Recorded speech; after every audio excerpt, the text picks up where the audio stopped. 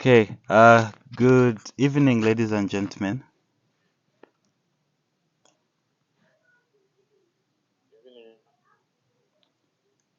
Okay, Evening. it's so wonderful to see you again. Congratulations on your distinctions in the course last semester.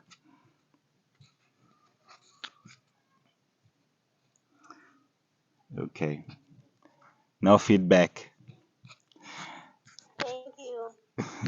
Anyways, right. So, Thank you. with the full-time class, we've already started classes. As a matter of fact, we are due for a test.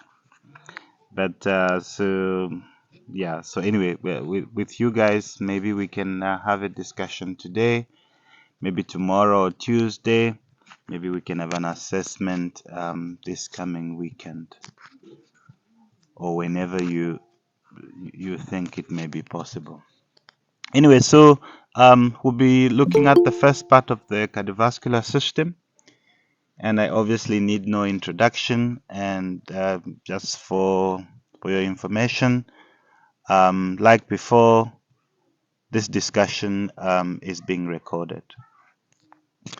So this is something that you already know. So the cardiovascular system is basically made up of the heart and the vessels. As you can guess from the name, cardio to mean heart, vascular, obviously the vessels. So as you know already, the human heart, that is made up of two sides, the right and the left. And we shall discuss about this in a little bit detail a little later. The blood vessels make up basically, the arteries, the veins, and the capillaries. As you may know already, the heart is a large muscle, very similar to the skeletal muscles. If you remember our discussion on muscles last semester, you remember that the, the biggest similarity between the cardiac muscle and the skeletal muscle is that they are both striated. And we did say that the striations is basically formed by the arrangement of the actin and myosin in what is called a sarcomere. But interestingly, there are some slight modification of the myocardium muscles are slightly different from the skeletal muscles, and these include basically the fact that they are branched, the location of the nucleus, but interestingly, that the different cells are going to be attached at special points, and we shall discuss this in a little bit detail just now. So you may know that basically the heart makes up two kinds of circulatory systems. So we have got the pulmonary circuit, which is also referred to as the replenishing circuit. What happens here, basically we're talking about the right side of the heart. So this right side of the heart is basically going to pump deoxygenated blood, which is blood devoid of oxygen and with very high amounts of carbon dioxide that is returning from body tissues as a result of metabolism. So this blood is pumped to the lungs. It is in the lungs where this blood is going to basically lose the carbon dioxide that it has in it, and it's going to get a lot of oxygen from the lungs into the capillaries, and so that it can return back to the left side of the heart. The systemic system, also referred to as the delivery system, this is basically the side of the heart that will receive blood from the lungs, and it will be responsible for pumping this blood, which is special at this time because now this blood has a lot of oxygen and reduced amount of carbon dioxide. And this increased amount of oxygen that it has is then pumped to different parts of the body so that the different tissues of the body can receive this supply of oxygen, which is necessary for the body metabolism. What you're looking at, ladies and gentlemen, is basically, is a drawing of the two different systems, which is the systemic and the pulmonary circuit or circulation. So you can see that what has been colored in blue is basically, well, can we say that? We can't really, differentiate the parts, or rather the circulation based on color. So maybe we can, just from the perspective of the heart, if you look at my arrow, you can see we're saying that this right side of the heart is going to pump this deoxygenated blood, which is basically returning from the body tissues. It's going to be pumped to the lungs, as you can see, where it's going to pick up oxygen. And once it picks up oxygen, its color changes to red. And once it changes to red, it will basically be called oxygenated. It is then going to return to the left side of the heart, and when it does return to the left side of the heart, the left side is then going to pump it to all parts of the body, and you can see that this little network of blood vessels basically represents different capillary beds that will be present in many other body tissues, where exchange of this carbon dioxide and oxygen is going to take place. In this next slide also is just a diagram describing basically the pulmonary system and the systemic system. So you can see again that on this left side we've got the heart pumping oxygenated blood to basically, different parts of the body, including but not limited to the muscles, kidneys, digestive system, the brain, and other systems not mentioned here.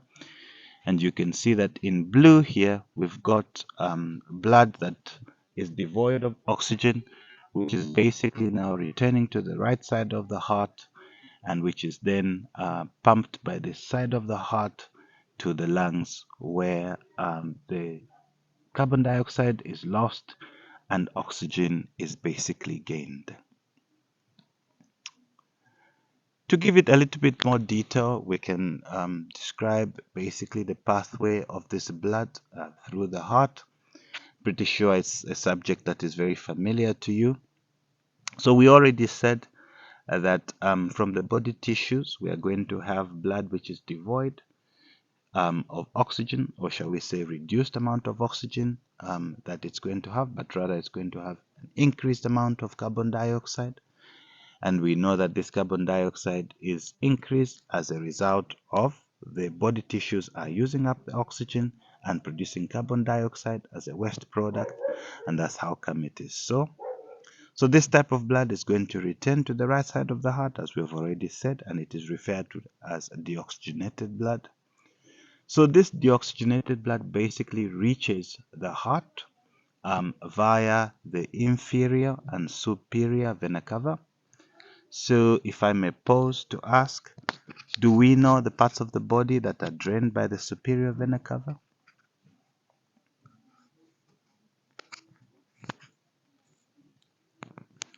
Mr. Sizwe, sir.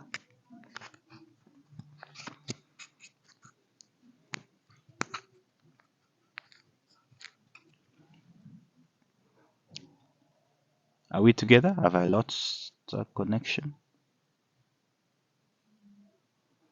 My connection is still... Okay. Yes, sir. Do you know which parts of the body are We're drained by together. the inferior vena cava? Oh, did I say superior vena cava? Anyway, whichever you want.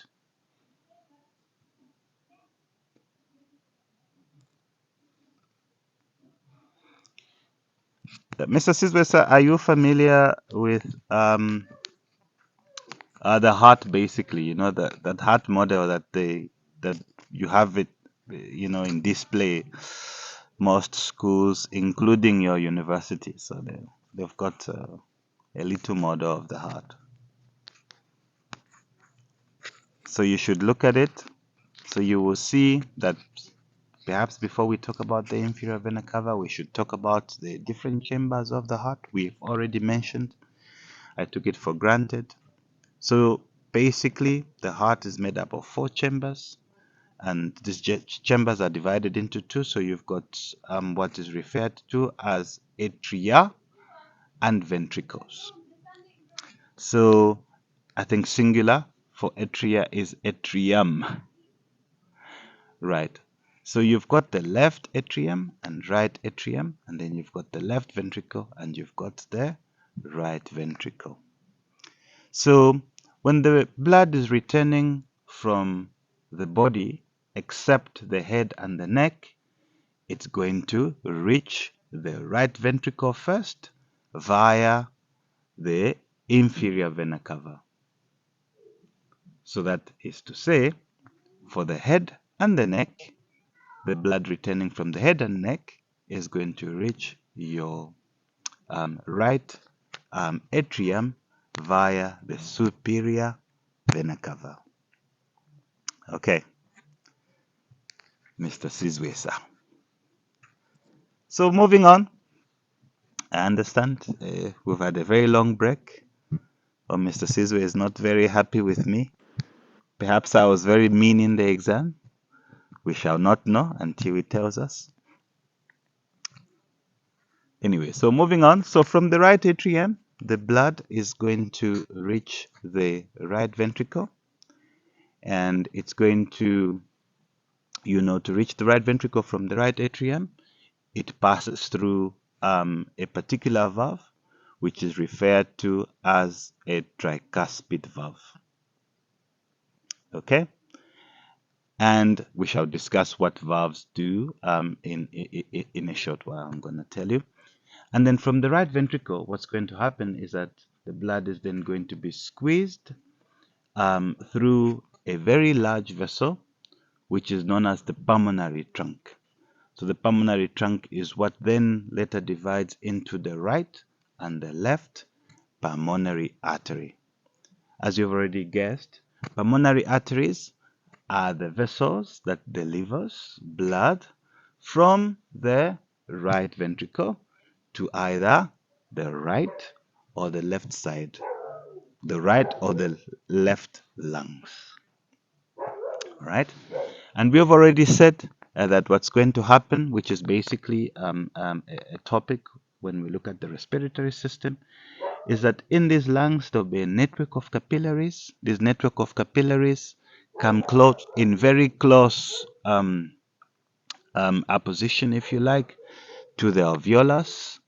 And what will happen then is it, this close relationship between the alveolus, which is the air sac as we know it, and the capillaries of these pulmonary circuit, it will allow then the carbon dioxide, which is increased in concentration from the blood that's coming from the right ventricle, to diffuse into the alveolus or the alveoli, and the oxygen to move from the alveoli into the pulmonary capillaries. Okay. So we know that once this happens, the blood, because now the blood will contain a bit more oxygen, it will now be referred to as oxygenated. So from here, the capillaries are obviously then are going to form veins. Now these veins will form eventually form pulmonary veins, and then they'll eventually return blood to the left side of the heart, in particular the left atrium. And when it returns to the left atrium, the left atrium will pump this blood to the left ventricle through another special valve, which is referred to as the bicuspid valve, but also known as the mitral valve. Once the blood is in the left ventricle, it is then going to be pumped through the aorta, through another special valve, which is referred to as the aortic valve. We shall talk about this in a little bit more detail just now. Ladies and gentlemen, what you're looking at is basically a drawing. Mr. Sizwe, sir, I hope you can see my arrow, Mr. Sizwe and others, but I'm sort of fond of your name. So, Mr. Sizwe, what my arrow is pointing at is the inferior vena cava, and what my arrow is pointing at is, hello?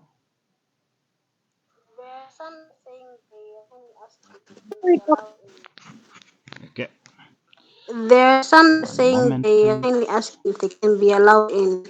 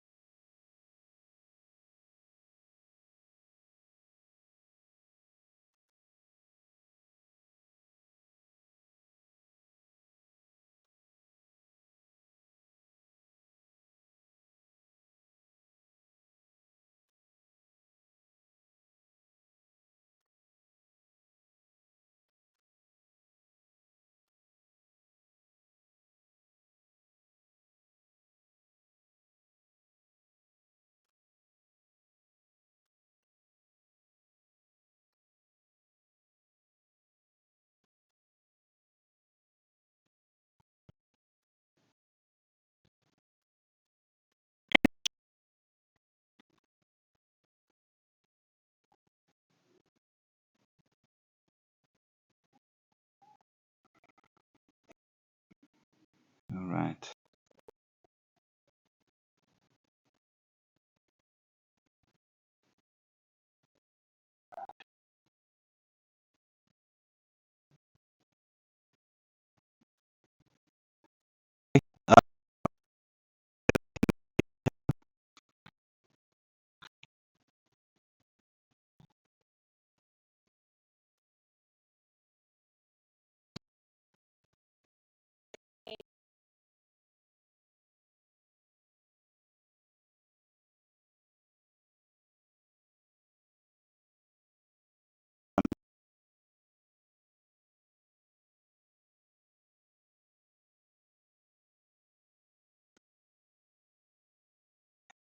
This is a, but it's close to the real thing than the one that we see on the card.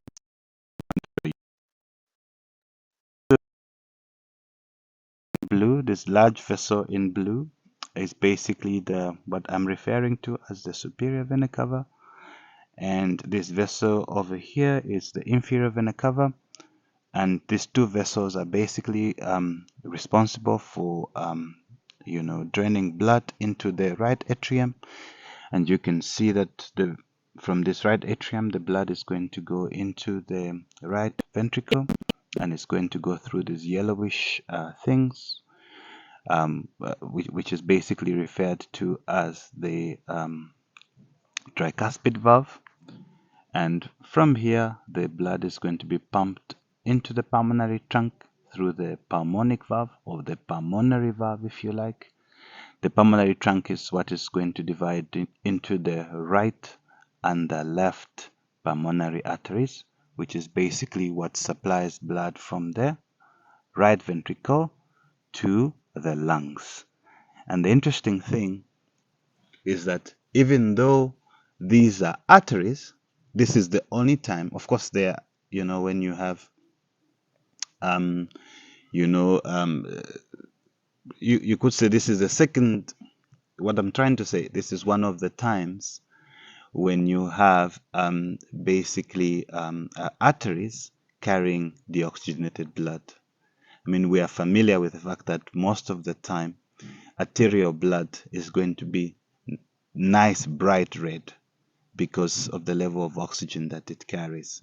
But these particular arteries are special in that if you did draw blood from these vessels, your color of your blood won't be as bright red, because basically, it doesn't have much oxygen.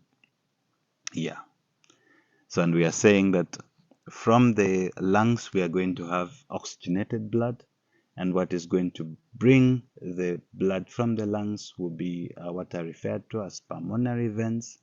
And the interesting thing also is that we are familiar with the fact that the veins will carry deoxygenated blood, but in this particular case, they are actually carrying oxygenated blood.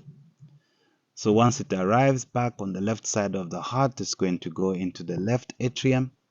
And here, the left atrium is going to pump blood to the left ventricle through what is known as the bicuspid valve or the mitral valve. And the blood then will be pumped through the aortic root through what is referred to as the aortic valve. And I shall give you a little bit of detail later. So from the aortic valve, it goes into the arch of the aorta, and you can see that the arch of the aorta then will give rise to many branches. As you can see, some of them are going to go to the head, and as it comes down, it will supply, the abdomen, the pelvis, and the rest of the body. Okay, so as I've already pointed out to you, the heart is a pump. It has 4 valves, 2 atria and 2 ventricles, and we already named what they are. But for it to work effectively, for the blood to for the heart to make sure that as it is contracting, because it is possible that as it is contracting, the blood is pushed to and fro, for order to prevail, for the blood to move in one direction, there are these things that we spoke about that are called valves. So in particular, there are two types of valves, namely you've got atrioventricular valves and semilunar valves. There are two examples of these atrioventricular valves. So there's the tricuspid and the bicuspid valve. So they are atrioventricular valves because they're in between the atria and the ventricles. From the word you can tell. So atrio, obviously for the atria, and ventricular, obviously for the ventricles. So this is what separates the atria and the ventricles. We know that already. So we know that on the left side, we've got the bicuspid valve. We know that on the left side, we've got the what did I say? Sorry. On the right side, we've got the tricuspid. And on the left, we've got the bicuspid, which is also known as the mitral valve. Though we also have the semilunar valves. So the semilunar valves are basically the valves that you're going to find in the pulmonary trunk and at the root of the aorta. Okay? So on the right side, so that is the valve where the blood will pass from the right ventricle into the pulmonary trunk. It is referred to as pulmonary valve or pulmonic valve, if you like. And on the left side, where the, basically what separates, or rather the point or the valve where the blood is going to pass from the left ventricle into the aorta will be referred to as the aortic valve. I'm sure that is very simple, you know already. So just to put it into context, we already know that this is the right atrium and that this is the right ventricle. This is the left ventricle and that is the left atrium. So we are saying that we've got AV valves in this position and in that position. On the right side, this is referred to as the tricuspid valve, sorry. And on the left side, it is referred to as bicuspid or mitral valve. And also on the right side, this valve, that separates the right ventricle and the pulmonary trunk is the pulmonary valve or the pulmonic valve. And the valve here that separates the aorta and the left ventricle is basically the aortic valve. So these valves are special. How are they special?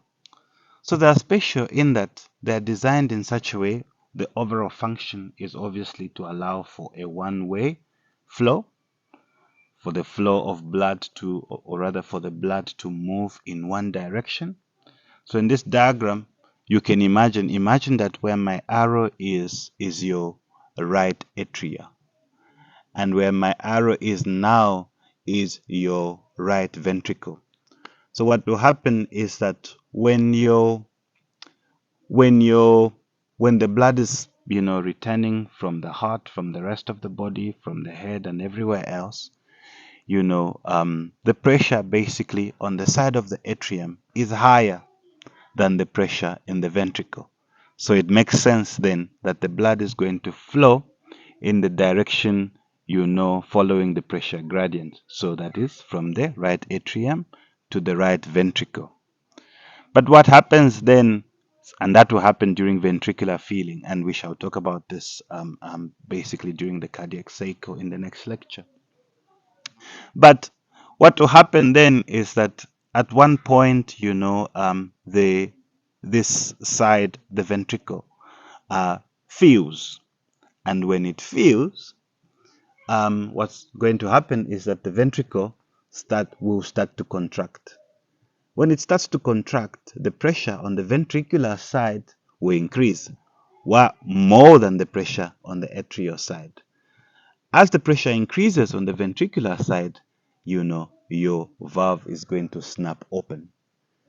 This is important because if it keeps open, then as the pressure is increasing here, blood can flow back into the atrium, and then it won't make sense. Or shall we just say that our pump is going to malfunction? There are circumstances when a heart valve may allow, blood to flow back.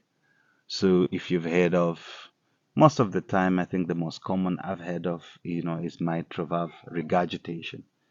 So basically, if there's a time where your valve is not closing very well for whatever reason, maybe because one of the cusps is defective, as the pressure is increasing in the ventricle, it may allow, instead of directing this, the the high pressure, or shall we say, directing the pressure via the pulmonary trunk through the pulmonic valve, some of the blood may cross to the right atria, and we would refer to that as tricuspid regurgitation. It's very interesting. So we understand the mechanics or the mechanism of the valve. The big question is, how is it that this little valve is able to allow the blood? I mean, what is responsible? What gives this valve the ability to be able to do this? I mean, we are scientists. We shouldn't just believe things by faith. Somebody says, okay, this was done this way, and then you say, amen. I mean, we should ask the question, but how? And I've got the answer right in the picture. Does Mr. Sizwe know how the heart valves are able to allow a one direction flow?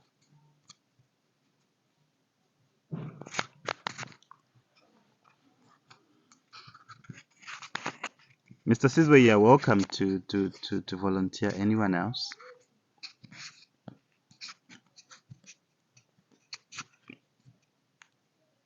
I volunteer Richard. Sir Richard, you've been volunteered. Do you know why these valves are able to allow a one direction flow? And the answer is looking at us.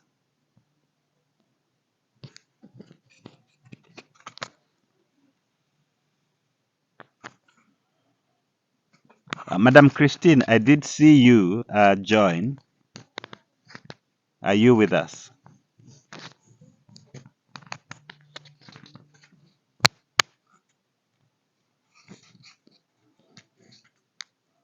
Madam Christine is seemingly not with us. Anybody wants to give it a go? So come again the question. We may need to just shift a little.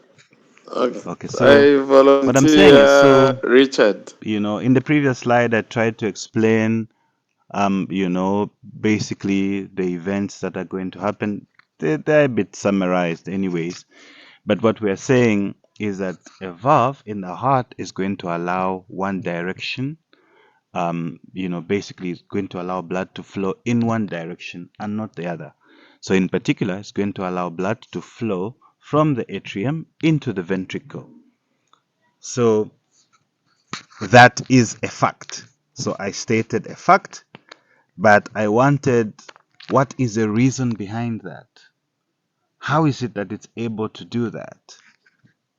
Do you know?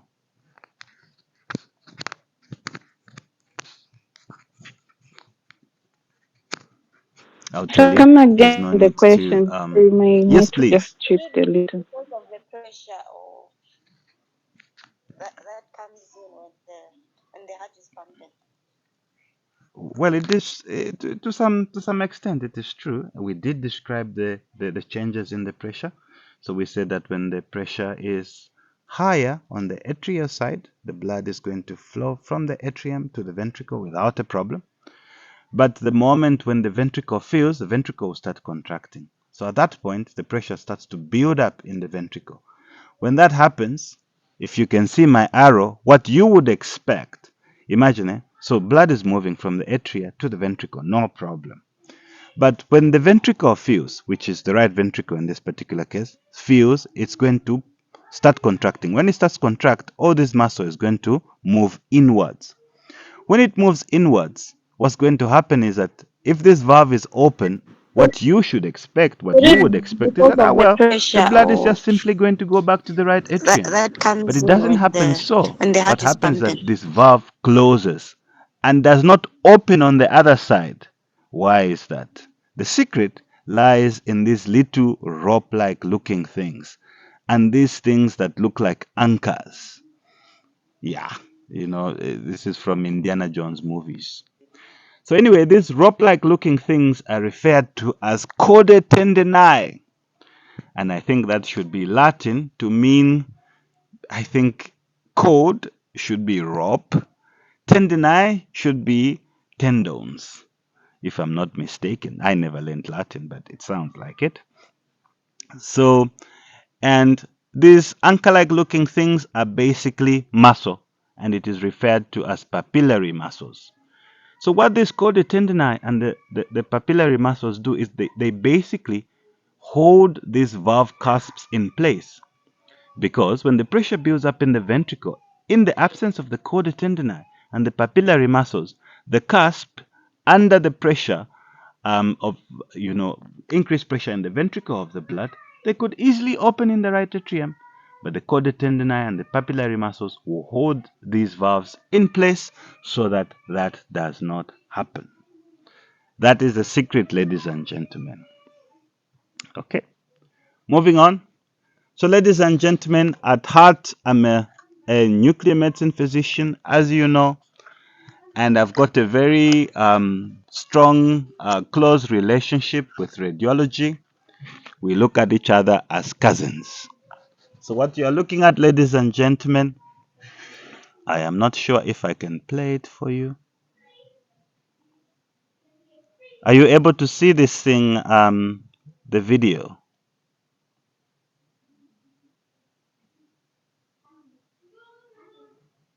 Colleagues, are you able to see the video that I'm trying to show, or you're seeing a still photo? Yeah, I'm seeing a photo. I don't know if it's Okay, anyways, I think it's a bit of a challenge. Anyway, so what this image is looking at, so when you have time, you can basically play it. If you go into slideshow, when you reach this part of the slide, you're going to see that the this this these little strange looking images are basically going to start moving around. And what you're basically looking at, and my reason for talking about radiology, is because this is an ultrasound of the heart, which is referred to as cardiac echo. So what you're basically looking at is the right ventricle over there. It is labeled, and this is the left ventricle. And it is done at the level of the papillary muscles. And as you can see, they have been shown over there. So I only brought it up just to yeah, I'm show you seeing a that, well, photo. I don't know it's if just it's not theories, the things that we are discussing now. It's actually real life things. So moving on, ladies and gentlemen, what you're looking at here is a heart that has been, it's just a drawing, where the heart, the atrium, or the atria have been removed, and you only have the ventricles, and you can see that what separates the atria and the ventricle are basically the four valves.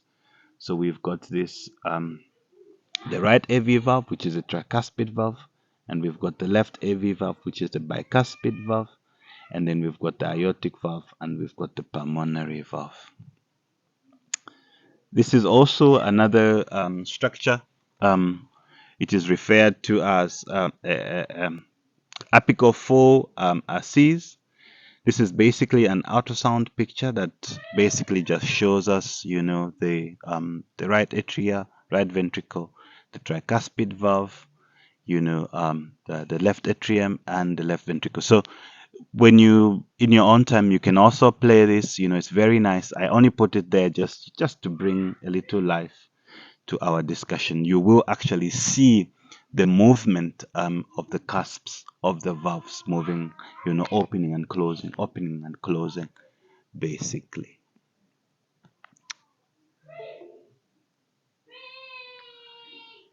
Ladies and gentlemen, there's something that I didn't tell you that I think at this time I would like to mention. So you may wish to know. When I started this discussion, I did talk about some of the similarities between the skeletal muscle and the cardiac muscle. And we know that basically, and we said that they are both made of sarcomere, and that's the reason why they are striated. But interestingly, we know that in the sarcomere, for anything to happen, for the cascade of events to happen, what must happen is that there must be activation, by an action potential. Now, we know that in the skeletal muscle, this action potential will basically arise from the central nervous system at the neuromuscular junction. So the interesting thing in the heart is that the generation of action potentials in the myocardial muscle is basically independent. So apart from having cells that are specialized for contraction, to pump the blood, the heart is also made up of cells that are specialized to generate this action potential on their own. And these are referred to as the intrinsic conduction system. Just one moment, I'll be back.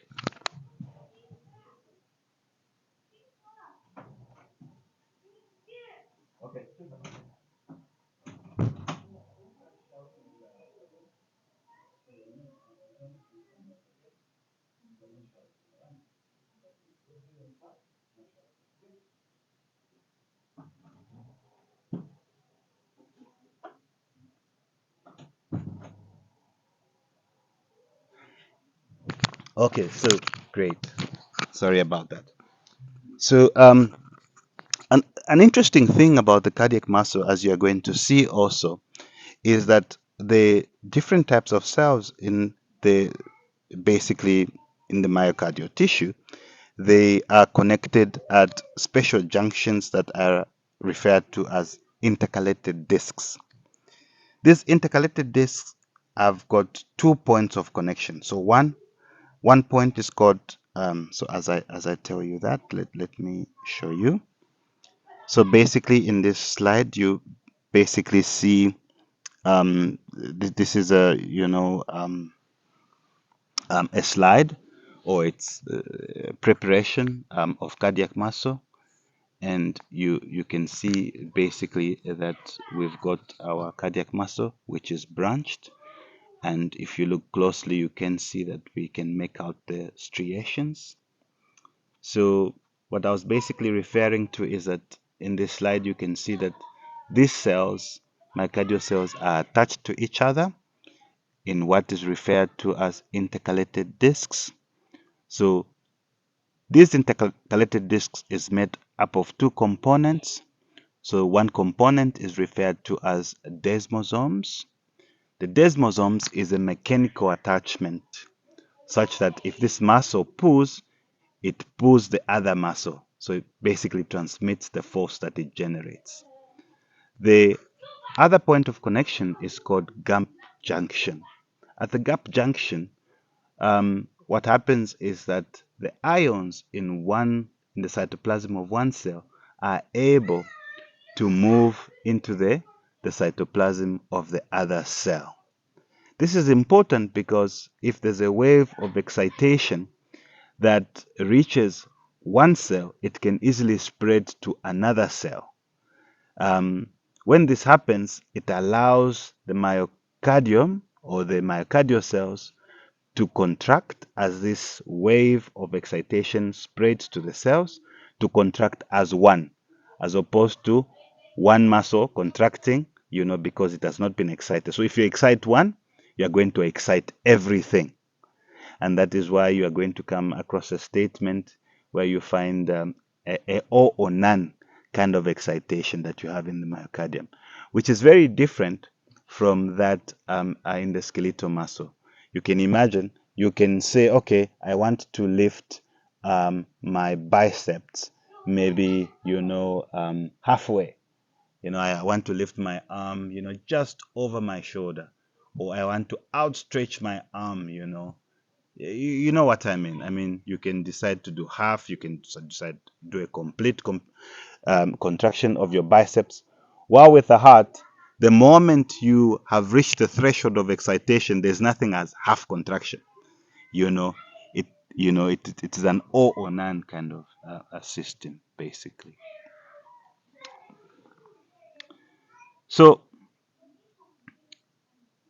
in this slide, I'm basically talking about the fact that the different myocardial cells are connected to each other electrically. At the gap junctions, if you excite one, all of them are going to be contract as a functional syncytium. Now, interestingly, the atria and the ventricles are separate systems electrically, meaning that if I excite a cell in the atria, that wave of depolarization, let's say I excite a cell in the right atria, that wave of depolarization is not going to spread to the ventricles, but it will spread, to the left atria. You understand? And if I excite a cell electrically in the ventricle, that wave of depolarization is not going to spread to the atria, but rather to the other ventricle. So what forms the electrical connection between the atria and the ventricular system are these the cells of the intrinsic conduction system that we are going to look at in a moment. So the intrinsic conduction system, ladies and gentlemen, is made up of specialized cells of the myocardium, and they are special in that these cells, like I said, are able to generate action potentials, and which is what is responsible for exciting, the cells of the myocardium. So in particular, these cells with this ability, like I said, are referred to as the intrinsic conduction system, and they are namely the SA node, the AV node, the bundle of His, and the Purkinje fibers.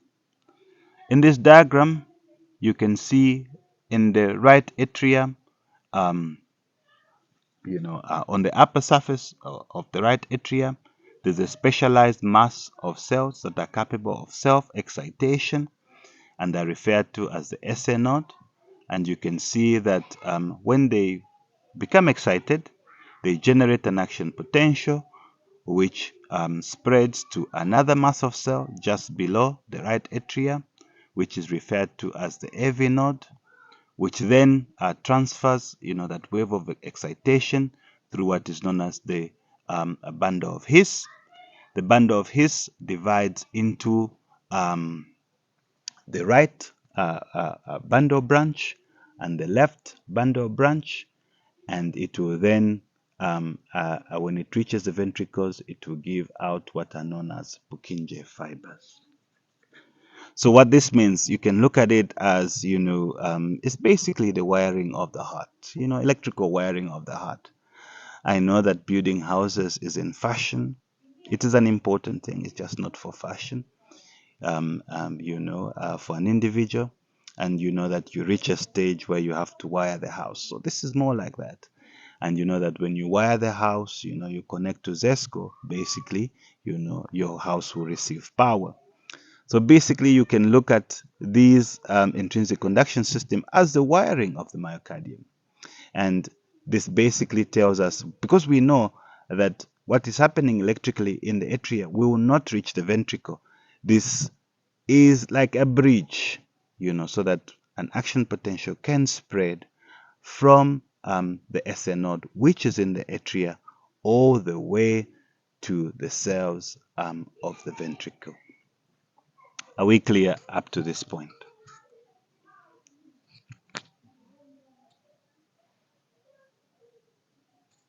Yes, sir. Very good. Okay. Maybe before we look, we go in detail on the into this SA node. Is that okay? So what is special?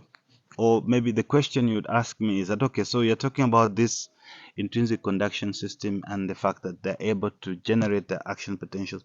What is special about them? How are they able to do this? I do have a slide where we're going to explain this, but to put it simple is the fact that these particular cells, you know, they just to take you back a little bit, you remember when we looked at the cell membrane and we said that the cell membrane has special transporter proteins. And we also said that in a cell, the concentration of Yes, Doc. ions is quite special well, basically in somebody that is alive. And the typical differences in concentrations of important ions is that there will be a lot of sodium inside the cell than outside the cell. Oh, what did I say? That is wrong. There will be potassium inside the cell much more than there is outside the cell. And there will be much more sodium outside the cell than there is inside the cell. Okay? So what basically happens is that so what is action potential? Action potential is basically the charge. You can look at it that way. The charge of these particular cells. So at any particular time, obviously you expect a cell to be in a neutral state. But these particular cells of the intrinsic conduction system will be special in that they'll be playing around with the concentration of these important ions, such as the sodium and the potassium. Additionally, you also have the calcium. So you can imagine those transporter proteins that we talked about when we looked at the cell membrane. If let us say the transporter protein which transports sodium did open, what's going to happen? Because of the concentration gradient, the sodium is going to move from outside the cell inside the cell. When that happens, your cell will ultimately become positively charged. And if at any particular time, a transporter protein which transports potassium did open on the cell membrane, what you're going to have is that, you're going to have potassium ions gushing out of the cell, going outside the cell. And because potassium is positively charged and it is leaving the cell, so positivity is leaving the cell. So then your cell is going to eventually become much more and more negative. But we shall look at the details of this a little later. So the SA node. So the interesting thing about the SA node, we did say it's a mass of specialized cardiac cells that are able to generate these action potentials. It is these action potentials, we did say that cardiac muscle is like skeletal muscle. It has sarcomere. And we said, we already know that the sarcomere cannot function without activation. Okay, in a skeletal muscle cell, you need activation at the neuromuscular junction. All right, in a cardiac cell, you need an action potential that is going to be generated by these cells of the intrinsic conduction system. Okay, now, so there are some differences in the rate of activation between the cells of the SA node, of the AV node, and that of the Purkinje fibers. Okay, while they all have the same ability of instability in action potential and thus able to generate these action potentials, their rate of firing is different. So the one that fires the fastest is the one that determines the rate at which your heart is going to contract, and thus is called a pacemaker. You understand? Mr. Sizwe, I'm sure you are a big fan of this MotoGP. So, if you're not a fan of that, if you did, running, if you ever done a marathon, the person that is leading the pack, sets the pace. The person in front of the runners will set the pace. So, in this particular case, okay, so obviously the person that is in front of the runners, you would consider that person to be the fastest runner at that particular time, and therefore sets the pace for the race. The story is also true in determining the rate of your heart rate. So The cells of the intrinsic conduction system that fires the fastest would determine the rate at which your heart beats.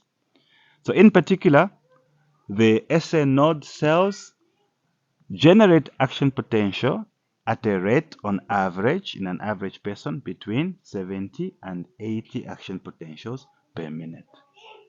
This is where we get our heartbeat for a normal person. Okay. Now, in an event that, let us say, something went wrong with your, with your SA node. Maybe you get a myocardial infarction, and the blood supply to the right atrium, got disturbed. What's going to happen is that you can imagine, let us say, the example of people that are running the marathon. If you have the guy in front who is setting the pace, let us say that he gets bashed by a car. Yeah, that's horrific. But if it did happen, it means that the person that is following him now becomes the leader of the pack and starts to set the pace. So, in the case of the heart, if something went wrong with the SA node, the AV node takes over. But we did say that the SA node, AV node, and the Purkinje fibers do not fire at the same rate. So the AV node generates action potentials at a rate of 40 to 60 action potentials per minute. So your heart rate will become slower following that of the AV node in an event something went wrong with your SA node, and your heartbeat will be in the range of 40 to 60 beats a minute. What I didn't tell you, ladies and gentlemen, if you look at my arrow, is that so when you have an action potential that has been generated at the SA node, it's going to travel along the connection between the SA node and the AV node. And when it reaches the AV node, interesting events happen, ladies and gentlemen. What will happen here, because some of the materials that make the AV node are fibrous and therefore do not conduct electricity very well. So the rate of conduction of this action potential at the level of the AV node is slow. And that is very important. Why is it important? So when the SA node fires, it generates, a wave of depolarization in both the atria, causing them to contract. You can imagine if this wave of depolarization, the moment is generated in the atria, also reaches the ventricles. So it means that you are going to have the atria and the ventricles contracting at the same time. It will be counterproductive. Imagine, blood is being pushed up in the ventricles, and the atria is also pushing blood, down into the ventricles. It won't make sense. So it must happen in such a way that the atria must first finish contracting before the ventricles start. So the delay of the action potential in the AV node serves an important purpose to allow the atria to finish contracting. The delay of the action potential in the AV node even has a term, which is referred to as AV nodal delay. And the time of this AV nodal delay is said to be in the range of 100 milliseconds. Okay. Now, imagine we've got these runners that are taking part in a marathon, and Mr. Sizwe, apparently, since he loves doing 10 kilometers, is also taking part. So we did say that the first pacemaker is bashed by a car, and it's a horrific scene. And this second guy takes over, which we said he was the AV node. And then what happens? This guy, because Mr. Sizwe doesn't, okay, forget Mr. Sizwe, he may not like me now.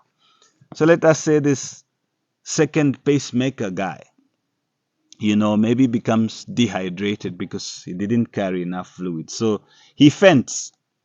So what happens? The third guy that is following him takes over. So in the case of our heart, it will be the Purkinje fibers. The sad thing about the Purkinje fibers is that it only generates action potentials in the range of 20 to 40 action potentials per minute. Sadly, this level of action potentials would then translate to the heart beating, in the range of 20 to 40 beats a minute. And we know that this does not support life. And if somebody, did have something go wrong with the AV node, the SN node and the AV node, and now they rely on the Purkinje fibers, they'll probably die if there's no intervention that's done. You may know that a person like that may be helped with an artificial pacemaker. So you can have a little chip that can be inserted in the chest that can, have electrodes that will be connected to the heart, that will fire at intervals, and will be the one that will be responsible for, generating action potentials that will be responsible for spreading waves of depolarization to your myocardium. Is there any question at this point?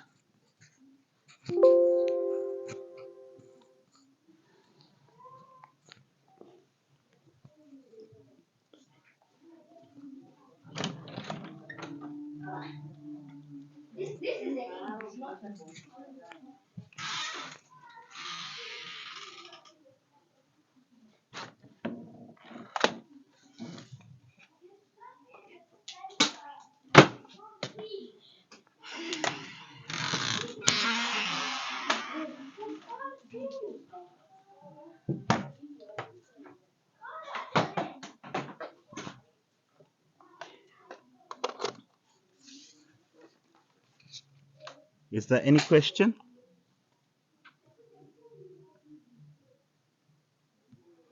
Looks like we should be concluding. I think I'm talking too much. Okay, moving on. So what you're looking at, ladies and gentlemen, is basically, trying to talk about who sets the pace. And just so, in the first diagram, it's like a train. So the SN node is basically the one that's setting the pace. But if something did go wrong, if it did derail, the AV node would take over. But if the AV node derailed, the Purkinje fibers would take over. Unfortunately, Purkinje fibers are too slow, so the train will be extremely slow, and it won't reach on time. But there are times when you have what are known as ectopic beats. These ectopic beats tend to, generate action potentials faster than even the SN node. And if that did happen, that somebody has got ectopic beats, because they are faster than the SN node, it automatically means that that particular person heart rate is going to be determined by that of the ectopic beats. And so people do those people that have ectopic beats, you may find them with unusually high heart rate even at rest. An example, so you could have something like 140 beats per minute, even when this particular individual is at rest. So ladies and gentlemen, we did say that to the heart there is the myocardium for contracting, squeezing the blood, either to the lungs or the rest of the body. And we already said that there is an intrinsic conduction system which is responsible for generating action potentials. So there's basically, electrical part to the heart. This electrical part to the heart can actually be detected. And I'm sure you already know that this electrical part of the heart can be detected by using a special device which is referred to as an ECG.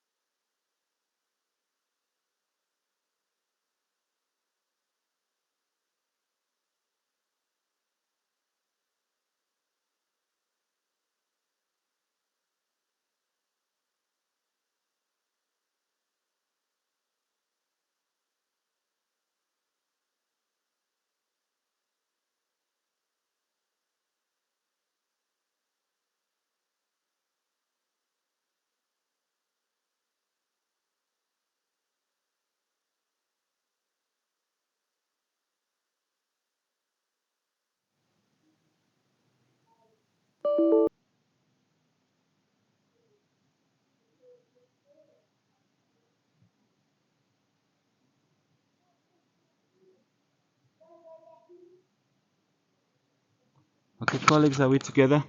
Can you hear me?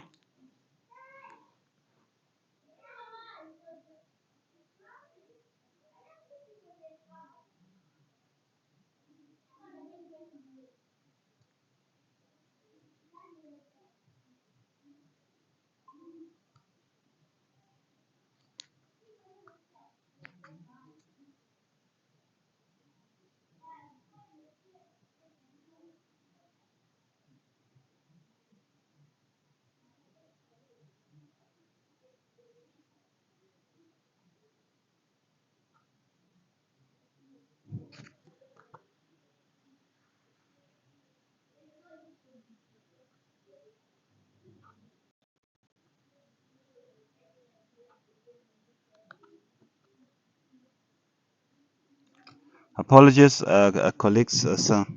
My laptop went off. I hope we are together now. Can I continue?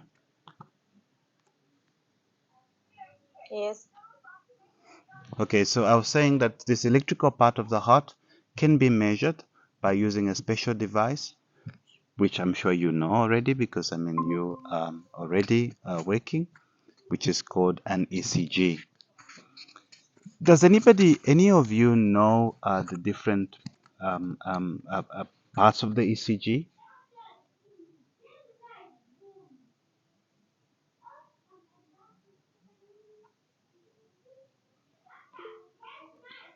Yes, please, you're welcome. You can fire.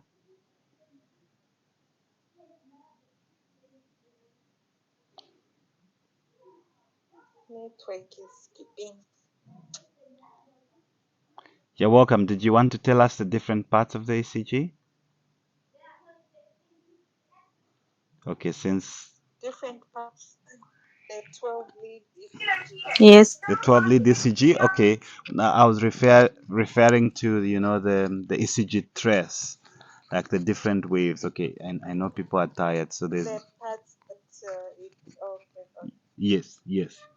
So so basically you will see that on the ECG. So maybe I might as well just show you. So an ECG trace is going to look like this. Um, it's rather a simplified one. So you have what is referred to as the P wave. You can see this little bump. This is the P wave. Then you have this QRS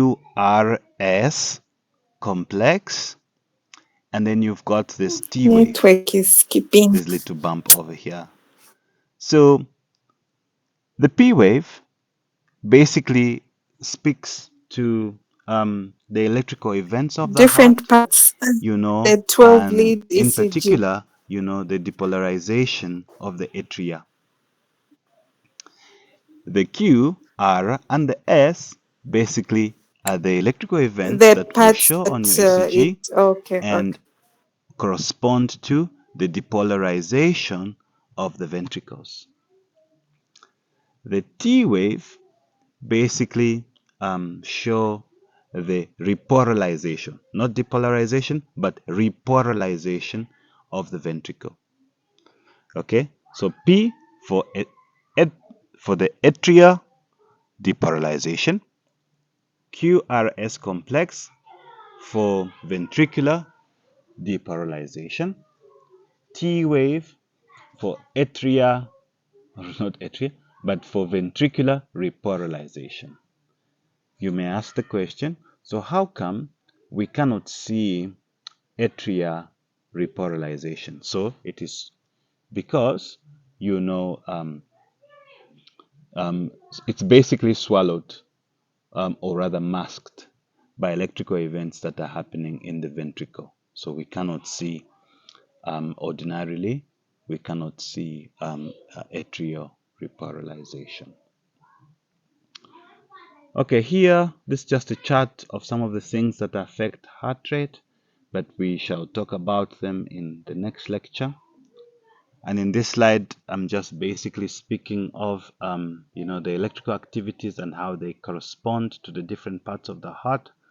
As you can see, the yellowish color there is just basically talking about the time when the SA node fires, an action potential, and when it fires, it basically starts the events that are going to lead to, atrial depolarization. You can see that the wave of excitation that begins from the SN node in the next picture spreads to all parts of the atria. And you can see the interesting thing that I said that, well, you need to excite both atria first before the wave spreads to the ventricle. And you can see that the excitation of both atria correspond to the P wave. You can see in the next picture the yellowish discoloration that we are seeing through the intrinsic conduction system reaches the apex first. And this is the beginning of atria, or rather ventricular depolarization. And you can see that when it becomes fully yellow, you can see that our plot here gives us a complete Q, R, and S, which we did say is what corresponds to the events of ventricular depolarization. Ladies and gentlemen, I know that you're tired, but this little slide is basically showing us the plot of the action potential of the pacemaker cells, of the cells of the intrinsic conduction system. And you can see that instead of having a stable action potential, you see that it's quite unstable. So you can see that this is action potential that is plotted against time. So at one moment in time, it is minus 60 millivolts. And you can see because of the exchange of ions such as the potassium and the sodium, you can see that the action potential is rising from minus 60 going up to minus 40, and then makes a huge jump from minus 40 millivolts all the way to 10 millivolts, and then drops, goes back to the 60 millivolts. It is this instability in the action potential of the intrinsic conducting cells. That's how they are able to generate the action potentials, which help us, to contract the muscles of the heart.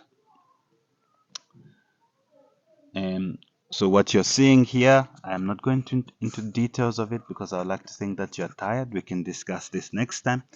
But these are basically the channels that will be responsible, for opening and closing, and that will help us, to basically determine the action potential of our pacemaker cells.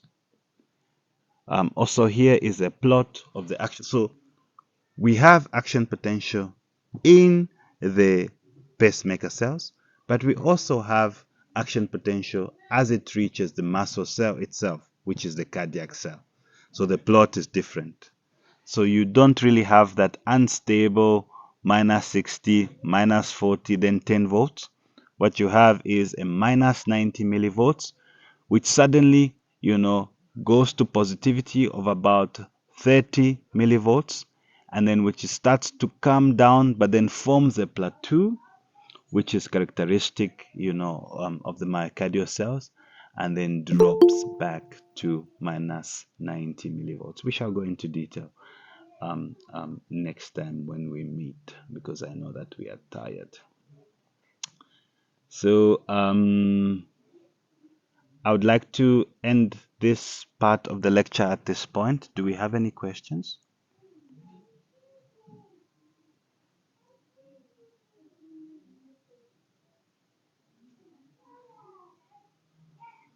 Is there any questions, colleagues?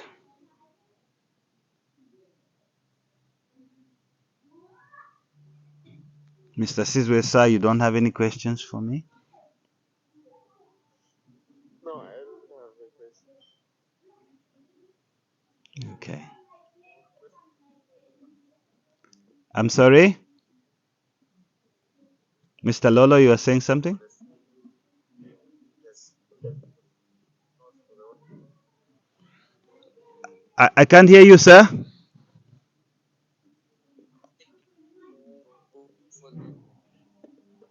Okay, sounds like you're saying you want the notes on the audio. I will send these things to the class rep, and I would like to suggest, remember that the last time we had big problems um, with the videos when we tried to use Dropbox. So now I have found a way of sending. I suggest that all class reps open No, I Telegram. don't have a question. It is easier that way. We'll request I should be able to send you the one recording request for this. tomorrow morning. I Yes, already sent the notes for the. PowerPoint to the class rep. I'm pretty sure they will share.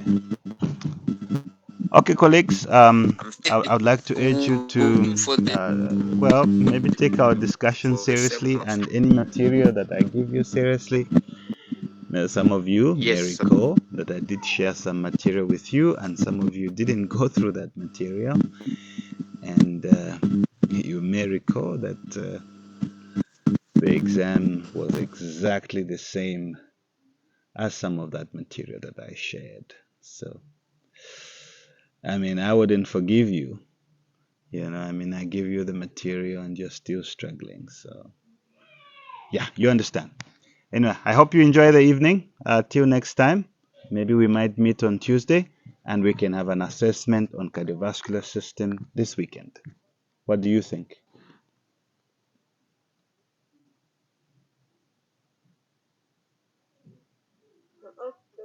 Okay, thank you. Like the class.